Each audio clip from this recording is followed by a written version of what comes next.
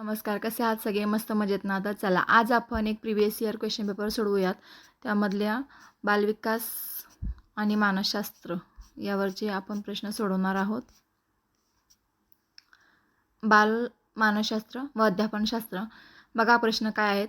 शरीरातील 4 द्रवांवर आधारित सुस्त, शीघ्रकोपी, उत्साही व विषण्ण हे व्यक्तिमत्वाचे प्रकार डॅश डॅश यांनी मांडले. कोणी मांडले? त्यासाठी पर्याय आहेत. विल्यम एच शेल्डन, त्यानंतर कार्ल युग, क्रेशमर, हिपोक्रेट्स. आणि या प्रश्नाचं बरोबर उत्तर आहे हिपोक्रेट्स. त्यानंतरचा पुढचा प्रश्न पहा.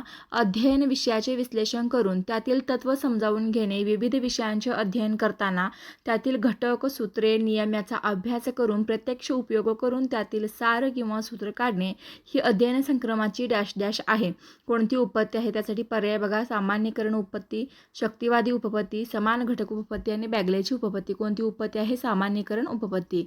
खालीलपैकी कोणता पर्याय प्रेरणाचक्राचा योग्य क्रम दाखवतो? त्यासाठी पर्याय पहा. फक्त बरोबर उत्तराचा जो पर्याय तोच मी सांगणार आहे. गरज, अस्वस्थता, प्रयत्न, समतोल राखणे आणि समाधान. त्यानंतरचा पुढचा प्रश्न पहा. सॅल्होवी व मेयर यांनी दिलेल्या भावनिक बुद्धिमत्तेच्या घटकातील आत्मप्रचिती या घटकात खालीलपैकी कोणता उपघटक समाविष्ट नाही? पहिला पर्याय आत्मनियंत्रण, दुसरा अचूक आत्मपरीक्षण, तिसरा आत्मविश्वास, चौथा भावनांची जाणीव. आणि बरोबर उत्तर आहे आत्मनियंत्रण. मानसिक संघर्ष कमी करण्यासाठी खालीलपैकी कोणता पर्याय उपयुक्त नाही? संघर्षाच्या कारणापासून अलिप्त राहावे, संघर्षाची नेमकी कारणे शोधावी, वगळलेल्या गोष्टीबद्दल विचार करावा आणि मोठ्या व्यक्तीचा सल्ला घ्यावा. पर्याय उपयुक्त कोणता नाही? वगळलेल्या गोष्टीबद्दल विचार करावा. विशेष गरजा असलेल्या अध्ययनार्थ्याच्या बाबतीत खालीलपैकी कोणती बाब योग्य आहे? पर्याय बघा. या विद्यार्थ्याचे वर्तन सर्वसामान्यांसारखे असते. या विद्यार्थ्यासाठी शाळेतील उपक्रम वेगळे नसावेत. या विद्यार्थ्यांना सर्वसामान्य शिक्षण व्यवस्थेत सामावून घेता येत नाही. आणि या विद्यार्थ्यांसाठी स्वतंत्र व वेगळ्या अभ्यासक्रमाची रचना असावी. बरोबर पर्याय काय आहे? पर्याय क्रमांक 4. या विद्यार्थ्यांसाठी स्वतंत्र व वेगळ्या अभ्यासक्रमाची रचना असावी. पुढचा प्रश्न पहा. धारणा निरनिराळ्या पातळीवर असू शकते. याबाबत खालील दिलेल्या जोड्या जुळवून योग्य जोड्यांचा पर्याय सांगा. यासाठी आता बघा, फक्त पर्याय बघा. ए आणि बी मध्ये बोधावस्थाचं बरोबर उत्तर असणार आहे. सेकंड, काही गोष्टी महत्त्व प्रयासाने आठवतात. त्यानंतर उपबोधावस्थामध्ये काय होतं? काही गोष्टी थोडा प्रयत्न केला तरच आठवतात. आणि अबोधावस्थामध्ये काही गोष्टी आपल्याला चटकन आठवतात. या प्रश्नाचं उत्तर आहे पर्याय क्रमांक 4. व्यवस्थित बघून घ्या तुम्ही. त्यानंतर बघा पुढचा प्रश्न. ज्यावेळी एखाद्या अध्ययन घटकाचे अध्ययन करताना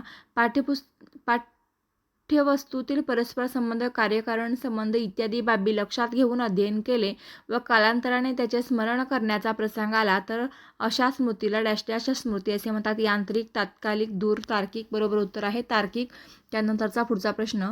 स्वयंशिक्षण, स्वातंत्र्य, सहकार्य ही खालीलपैकी कोणत्या आधुनिक शिक्षण पद्धतीची आधारभूत तत्त्वे आहेत? विनेटका पद्धती, डाल्टन पद्धती, प्रोजेक्ट पद्धती आणि गॅरी योजना. डाल्टन पद्धती. पुढचा प्रश्न बघा. प्रतिष्ठा प्राप्त झालेल्या, प्रसिद्धी मिळालेल्या किंवा गुणसंपन्न अशा दुसऱ्या व्यक्तीच्या सानिध्यात राहून तिचा आपल्या घनिष्ठ संबंध आहे किंवा तिच्याशी आपले नाते आहे असे भासवून आपली उणीव झाकण्यास व प्रतिष्ठा वाढवण्यास जेव्हा प्रयत्न केला जातो ती डॅश डॅश या प्रकारची संरक्षण यंत्र असते. तादात्म्य. काय उत्तराचं? तादात्म्य. त्यानंतर बघा. नव्याने येणारे अनुभव हे जुन्या अनुभवात साधर्म्य, सान्निध्य, इतर नियमानुसार मिसळत जाऊन त्याच्या साखळ्या तयार होत जातात असे मत मांडून साहचर्यवादावर आधारलेली प्रबोध प्रक्रियेची उपपत्ती खालीलपैकी कोणत्या मानसशास्त्राने सादर केली? John Locke, John Herbart, Skinner, Thorndike. John Herbart. पुढचा प्रश्न बघा. डॉक्टर आर्मस्ट्रॉंग यांनी शास्त्र किंवा विज्ञान या विषयाच्या अध्यापनासाठी आणि विद्यार्थ्यांच्या तर्कशुद्ध विचारांचा विकास होण्यासाठी खालीलपैकी कोणती पद्धत शोधून काढली? चर्चासत्र, परिसंवाद, व्याख्यान, संशोधन. डॉक्टर आर्मस्ट्रॉंग म्हटलं की संशोधन. त्यानंतरचा पुढचा प्रश्न. स्किनरच्या मते मुलांचे अध्ययन कच्चे राहणे कारण त्याचे प्रबलीकरण न होणे. या संदर्भात खालीलपैकी कोणते विधान योग्य नाही? पर्याय बघा. प्रबलीकरण न होण्याचे कारण प्रोत्साहनाचा प्रभाव असणे, प्रत्येक विद्यार्थ्याची अध्ययन क्षमता सारख्या दर्जाची व पातळीची असणे, अध्ययन घटकाच्या सरावाचा अभाव असणे आणि व्यक्तिगत अध्ययन पद्धतीची सोय केल्यास प्रबलीकरण चांगले. बरोबर उत्तर आहे प्रत्येक विद्यार्थ्याची अध्ययन क्षमता सारख्या दर्जाची व पातळीची असणे. पुढचा प्रश्न.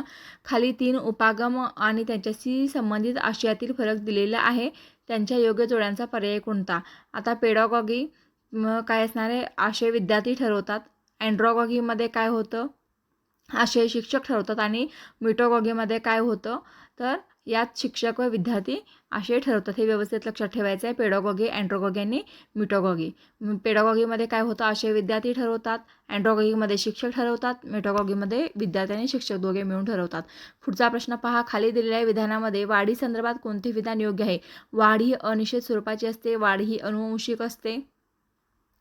गर्भधारणेच्या वेळी गुणसूत्राच्या मांडणीप्रमाणेच वाढ होईल असे नाही. गुणसूत्राच्या मदतीने तयार होणाऱ्या जैविक रचनेत वाढ नियंत्रित नसते.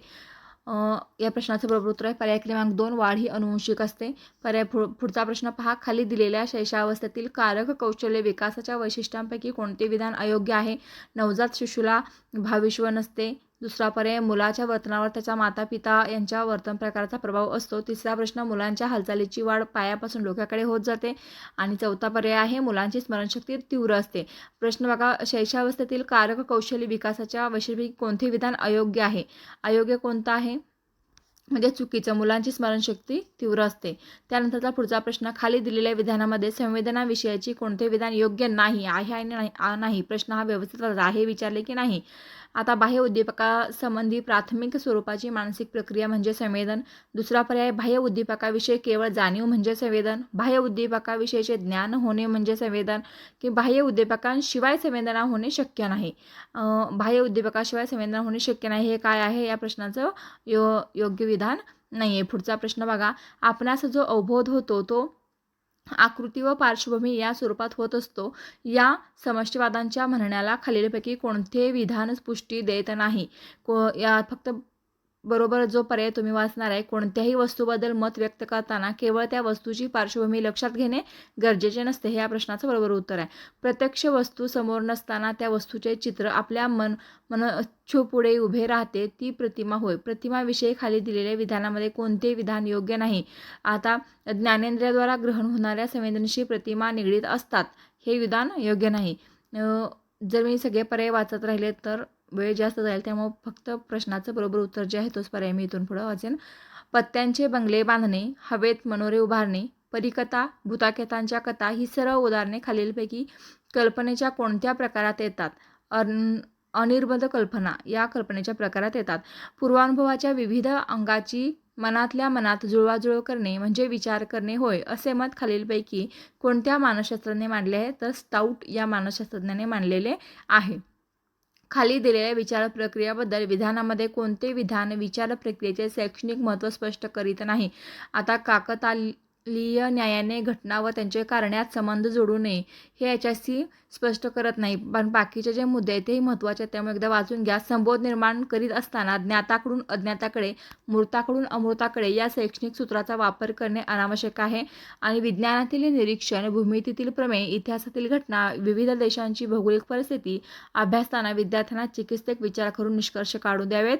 ज्या गोष्टीच्या आधारावर निष्कर्ष काढतो त्या दिलेल्या गोष्टी पुरेशा आहेत किंवा नाहीत हे पाहिले पाहिजे. पुढचा प्रश्न पहा. गिलफर्ड यांनी मांडलेल्या बुद्धिमत्तेच्या 120 घटकाचे वर्गीकरण 3 गटात केले आहे. त्यापैकी क्रिया या गटात खालीलपैकी कोणता घटक बसत नाही? बोध, स्मरण, मूल्यमापन पद्धती. तर मूल्यमापन हा घटक याच्यामध्ये बसत नाही. त्यानंतरचा पुढचा प्रश्न, गेसेल यांनी विकासाची संकल्पना मांडताना डॅश डॅश या गोष्टीवर भर दिला आहे? परिपक्वता या गोष्टीवर भर दिलेला आहे. खालीलपैकी डॅश डॅश ही औपचारिक अध्यापन पद्धती आहे? पर्याय, अनुदेशन उपपत्ती, ब्रुनरची उपपत्ती, सॉक्रेटिसची उपपत्ती, अध्यापनाची सामान्य उपपत्ती. सॉक्रेटिसची उपपत्ती. सामान्य अध्यापन उपपत्तीच्या वर्गातील अध्यापनाची ज्ञानात्मक उपपत्तीचे पुरस्कर्ता डॅश डॅश आहेत? L gauge.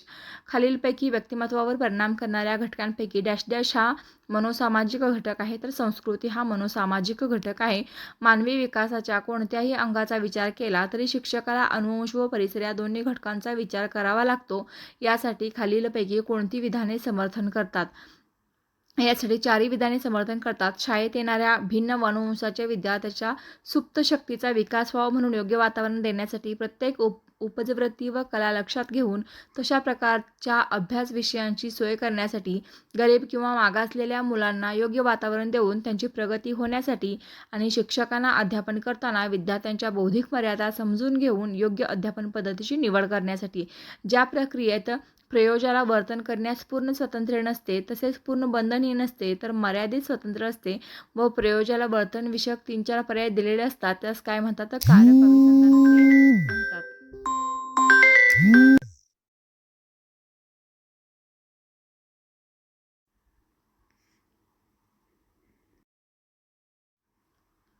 त्यानंतरचा पुढचा प्रश्न पहा. व्यक्तीच्या किंवा प्राण्यांच्या वर्तनाला विशिष्ट आकार देण्यासाठी या विशिष्ट वर्तनाला विशिष्ट बक्षीस देऊन अपेक्षित वर्तन अध्ययनकर्त्याकडून घडवून आणण्यासाठी राष्ट्रीय अध्यापन प्रकार उपयुक्त ठरतो. संस्करण, अनुदेशन, प्रशिक्षण आणि अभिसंधान. तर अभिसंधान हा जो पेपर आहे तो थोडासा टफ आलेला पेपर आहे, त्यामुळं थोडेसे क्वेश्चन अवघड आहेत. तरी तुम्ही अभ्यास करा. मी अजून असेच प्रश्न पत्रिका जे प्रिव्हियस इयर क्वेश्चन पेपर आहेत ते अपलोड करेन. So thank you for watching.